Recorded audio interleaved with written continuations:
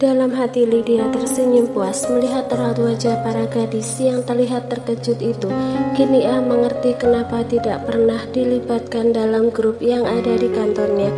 Bu Lydia siang bu, tumben ibu makan siang di kantin, sapa salah seorang karyawati yang berhasil menguasai kesadaran setelah sebelumnya merasa terkejut sama seperti teman-temannya yang lain. Kenapa? Memangnya saya nggak boleh ya makan siang di kantin? Oh bu, boleh kok bu, cuma tumben aja, cengir karyawan tadi. Maksudnya tumben saya memergoki kalian lagi gosip, sindir Lydia. Beberapa orang karyawati yang duduk di satu meja itu saling menelan saliva seraya saling memandang satu sama lain. Tentu saja mereka khawatir gadis yang mereka kenal sebagai sekretaris bos besar mereka itu mengaduh dan mereka berakhir dengan kehilangan pekerjaan. Lydia lagi-lagi tersenyum dalam hati melihat raut wajah orang-orang yang dulu pernah meremehkannya ketika awal bekerja di sana. Terkesan seperti balas dendam terselubung, meski sebenarnya ia sama sekali tidak bermaksud untuk membalas. Hanya saja saat ini semesta seperti sedang berpihak padanya. Lydia, ayo makan, kita harus segera kembali, setelah ini ada meeting. Alan menghampiri gadis itu. Lydia menoleh kemudian mengangguk dan berlalu tanpa mengatakan apapun, membuat karyawan tadi bisa menghela nafas lega, meski tidak sepenuhnya lega karena masih ada rasa khawatir di hati. Menurut kalian Lydia bakal ngadu nggak ya sama Pak Bara? Tanya Yuli berbisik. Aku nggak tahu sih, tapi jujur aja cemas sekarang. Sama-sama tahulah gimana dulu kita suka ngejekin dia, gimana kalau dia ngebalis kita sekarang. Sahut yang lain sama berbisik. Kita lihat sajalah ke depannya kayak gimana. Mereka pun akhirnya menikmati makan siang yang sudah dingin tanpa minat, bukan karena makanannya yang tidak enak, tetapi justru perasaan mereka yang tidak nyaman. Apa yang kamu lihat tadi? Tanya Alan ketika ia dan Lydia sudah duduk di meja yang sama dengan makanan terhidang di depan mereka. Gak ada hal yang negatif sih, mereka cuma bahas soal Pak Bara yang hari ini bersikap aneh. Kirain cuma saya aja yang mikir kayak gitu, jawab Lydia memilih kata yang tidak terlalu baku seperti biasanya.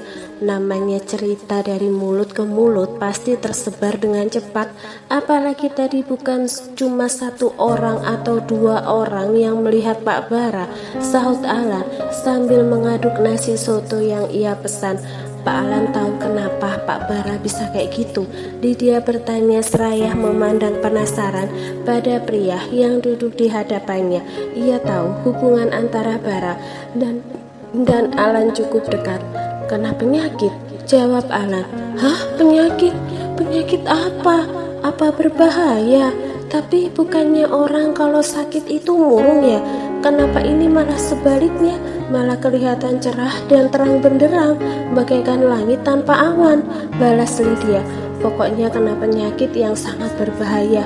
Sudah, kamu jangan banyak tanya lagi, saya mau makan. Alan mengakhiri sesi tanya jawab sebelum gadis yang menurutnya cerewet itu kembali bertanya. Lydia pun hanya mendengkus kesal sembari melempar tatapan tajam pada pria yang berusia beberapa tahun lebih tua darinya itu. Selamat sore Pak, Alan menyapa ketika masuk ke dalam ruangan sang atasan. Apa? Ini pekerjaan yang kamu minta? Udah saya selesaikan semua. Sebelum Alan bertanya, Bara sudah lebih dahulu bicara, seraya menyodorkan setumpuk map ke hadapan pemuda itu. Ia kemudian bangkit berdiri dan mengambil ponsel yang tergeletak di atas meja, lalu memasukkannya ke dalam saku jas. Saya pulang dulu, kalau ada apa-apa kamu bisa kabari saya. Setelah berkata demikian, Bara berlalu tanpa menunggu tanggapan dari Alan yang kini sedang meraih map dan memeriksa isinya. Nggak masuk akal, gumam Alan sembari menoleh pada Bara yang keluar dari ruangan. Sebenarnya Pak Bara itu senang karena Bu Anissa mau bicara sama dia atau habis konsumsi obat-obatan gak jelas. Kenapa jadi semangat kerja ya? Pertanyaan tak terjawab itu terlintas di kepalanya. Sementara Bara, saya pulang duluan, Lydia. Kamu juga bisa pulang kalau jam kerja udah habis. Pamitnya sambil lalu tanpa menunggu jawaban dari sekretarisnya tersebut. Lagi-lagi Lydia pun hanya bisa terbengong melihat sikap sang atasan yang mendadak ramah. Kata Pak Alan, Pak Bara itu kena penyakit berbahaya, tapi kok kelihatan bahagia ya? Gadis itu terus berpikir mencocokkan sikap Bara dengan ucapan Alan. Jangan-jangan Pak Bara punya penyakit berbahaya dan tahu umurnya gak akan lama lagi, makanya memilih menikmati hidup dengan lebih bahagia, terkanya. Lydia terus saja menebak-nebak karena baik Bara ataupun Alan sama sekali tidak mengobati rasa penasarannya. Sudahlah, lebih baik aku beres-beres, mumpung bisa pulang cepat. Nanti kalau gila kerjanya si bos kumat lagi, aku juga yang repot. Sementara itu, makhluk yang kini sedang menjadi beban pikiran banyak orang tersebut sudah berada di dalam lift yang membawanya turun ke lantai dasar tanpa ada gangguan karena jam bubar kantor masih 10 menit yang akan datang. Bara segera mengemudikan mobil menuju panti untuk menjemput kedua anaknya dan juga menjemput Anissa. Hal yang membuat ia senang hari ini adalah wanita itu tidak menolak ketika tadi pagi ia datang menjemput ke kediamannya. Pun saat menawarkan diri mengantar Anissa, ibu dari anak-anaknya itu tidak menolak. Barah memang tidak tahu apa yang melatari sikap sang istri yang sedikit demi sedikit mulai mencair, tetapi apapun itu ia tetap merasa senang. Ayah jemput aku lagi?" tanya Keandra ketika melihat sang ayah tiba di sana. "Iya, kenapa? Kean gak seneng ayah jemput?" "Seneng kok ya." Anak perempuan itu mengangguk dengan cepat. "Kean, panggil Kenzo ya, ajak dia pulang." "Oke ayah." Keandra berlari menuju ke dalam rumah. "Hai om, aku mau pulang sama ayah lagi," ia bicara ketika berpapasan di ruang tamu dengan Wira. Pria itu hanya mengangguk, kemudian menghampiri Barah yang sedang menunggu di depan. "Anda kesini sama siapa?" tanyanya. Barah mengernyit mendengar pertanyaan tersebut. "Sendiri." Meski begitu ia tetap menjawab. "Ada mobil lain yang mengikuti, apa Anda tidak sadar?" ujar Wira lagi. "Hah? Jika Anda keluar, perhatikan sebelah kanan ada mobil berwarna hitam. Semoga saja dugaan saya salah." "Mobil hitam?" Wirah mengangguk sembari memberitahu tipe mobil yang ia lihat mengikuti Bara melalui kamera pengawas yang ada di sudut pagar rumah dan mengarah ke jalan raya. Entah kebetulan atau bukan, tetapi mobil itu sudah 2 hari berturut-turut melakukan hal yang sama, berhenti di depan ketika kendaraan Bara memasuki pengarangan panti lalu mengikuti saat mobil Bara keluar. "Mungkin itu orang bayaran yang saya tugaskan untuk mengawasi anak-anak, tapi ada baiknya Anda memastikannya daripada menyesal." "Oke." "Dari awal aku emang gak suka waktu Bara mendekati Ica. Banyak resiko yang mungkin saja membahayakan," gumam Wira. Pria itu tengah duduk di sofa sambil menatap layar laptop yang menampilkan hasil tangkapan kamera pengawas. Benar dugaannya, mobil tadi mengikuti Bara. Ia khawatir dengan keselamatan Anissa dan juga kedua anaknya. Bara adalah pengusaha yang sukses di usia muda. Meski itu semua adalah milik keluarga, tetapi di bawah kepemimpinan Bara, perusahaan tersebut berkembang dengan pesat. Ia yakin ada saja yang iri meskipun Bara sendiri tidak pernah merasa memiliki musuh. Tetapi Wira tahu pasti bahwa di dunia bisnis itu banyak orang-orang yang bermuka dua, tersenyum di depan dan membenci di belakang. "Lagi lihat apa?" "Astagfirullah Mita, kamu ini bisa nggak sih kalau datang itu jangan ujuk-ujuk," kesal Wirah yang terkejut karena ulah temannya itu. "Siapa yang izinin kamu masuk ruang kerja aku?" "Ibu," Mita menjawab dengan santai sambil duduk di samping sang pria. "Lain kali kalau mau masuk itu ketuk pintu dulu." "Iya maaf, tadi pintunya kebuka, jadi aku langsung masuk aja. Siapa tahu kamu lagi nonton yang aneh-aneh." biar bisa aku tangkap basah, cengir wanita itu. Nonton yang aneh-aneh kepala kamu, sahut pria itu seraya memukul pelan kepala Mitah menggunakan gulungan kertas yang ada di tangan.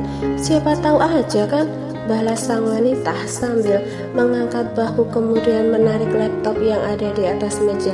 Apa sih yang kamu lihat dari tadi? Serius banget sampai gak sadar aku masuk? Sang pria hanya menggelengkan kepala melihat apa yang dilakukan oleh teman sejak kecilnya itu. Mereka sempat berpisah saat Mita melanjutkan sekolah dan kuliah di luar kota, tetapi akhirnya kembali bertemu. Gak ada kerjaan banget liatin CCTV, itu juga cuma liatin mobil yang lewat depan panti doang.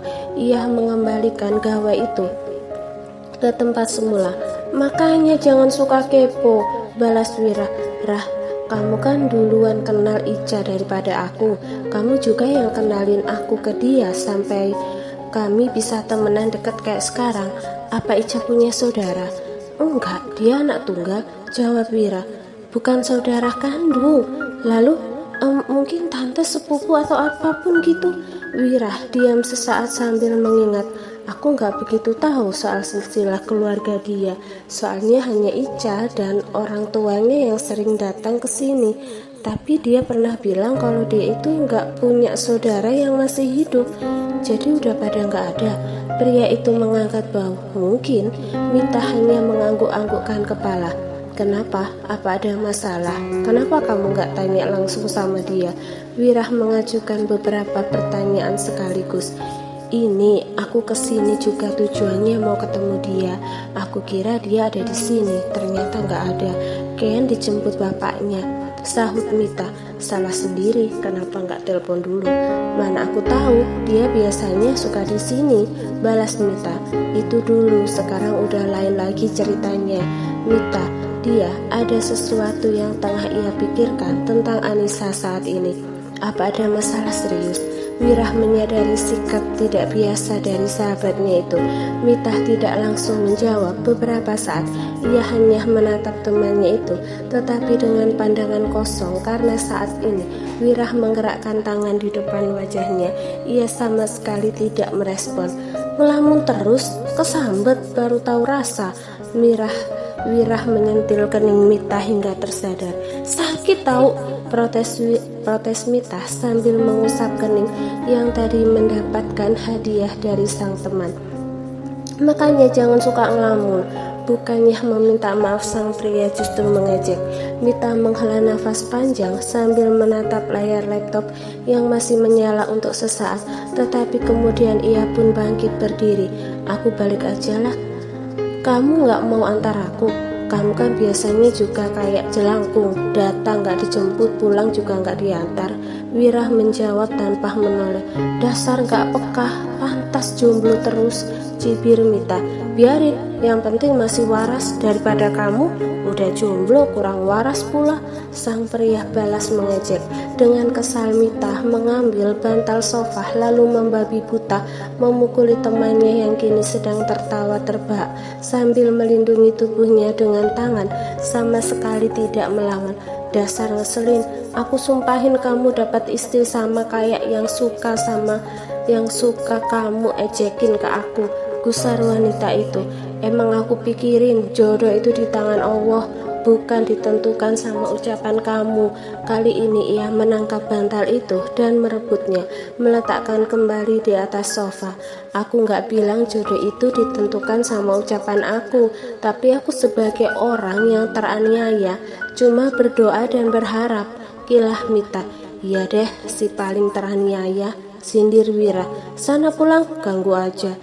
Dokter Mita, dipanggil ibu, ujar salah seorang anak di depan pintu ruangan yang sudah terbuka lebar sejak Mita masuk. Aku aduin sama ibu baru tahu rasa, delik Mita kemudian beranjak.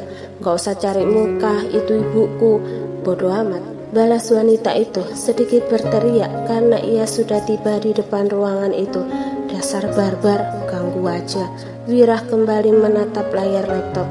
Katanya itu mobil orangnya Bara yang jaga anak-anak. Ini nggak masuk akal. Kalau benar harusnya dia ngikutin mobil aku yang jelas-jelas jemput anak-anak dari sekolah. Lagian bukannya bodyguard itu tadi aku lihat pakai sepeda motor. Wirah sempat menyadari saat mobilnya diikuti hingga ke panti. Saat tiba dan sudah memastikan Keandra dan Kenzo masuk rumah, ia pun menghampiri dua orang itu dan mereka mengatakan bahwa Bara yang memerintahkan keduanya untuk mengawasi dan menjaga anak-anak. Karena tidak menemukan petunjuk apapun lagi, akhirnya Wirah menutup laptop dan segera menyusul keluar dari ruang kerja tersebut. Ayah, kita mau kemana? Kenapa dari tadi kita cuma muter-muter? Apa kita nggak jadi jemput ibu? Keandra bertanya melihat keluar.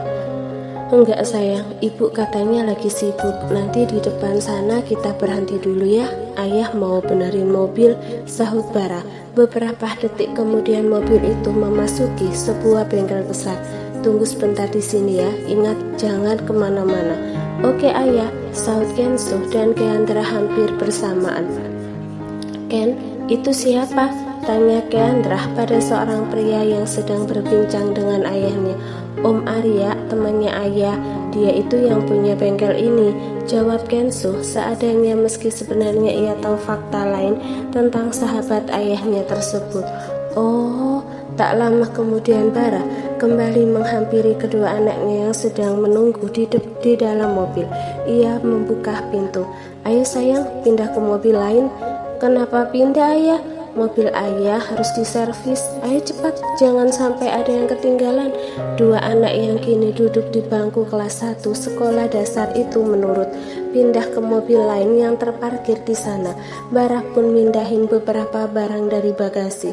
Setelah bicara dengan Arya, Bara pun masuk ke dalam mobil yang ditukar tadi, segera melajukan kendaraan meninggalkan tempat itu. Syukurlah mobil itu nggak ngikutin lagi. Sepertinya mereka hanya menunggu di mobil, jadi nggak tahu kalau aku ganti mobil. Ternyata itu bukan orang-orangnya Arya. Arya bilang penjaga anak-anak pakai sepeda motor biar lebih leluasa mengawal. Barah membatin, sebenarnya ia sengaja mengganti kendaraan untuk mengecoh orang yang ada di dalam mobil yang mengikutinya. Benar apa yang Wirah katakan, kendaraan itu terus mengikuti bahkan ketika ia mengambil jalur yang berbeda, mobil itu tetap ada di belakangnya. Rasanya aku gak punya masalah sama orang lain selama ini. Lalu dia siapa? Kali ini pria itu bergumam. Ayah bilang apa barusan? Tanya Kenzo menoleh pada sang ayah. Enggak, ini loh jalannya macet, jawab Barah saat tiba di lampu merah. Ia mengambil ponsel dan mengetik sebuah pesan kemudian menekan tombol kirim. Tolong jaga istriku, dia masih di restoran. Pastikan dia selamat sampai di rumah. Begitu isi pesan yang Barah kirimkan pada dua pengawal yang sebelumnya ia tugaskan untuk menjaga kedua anaknya.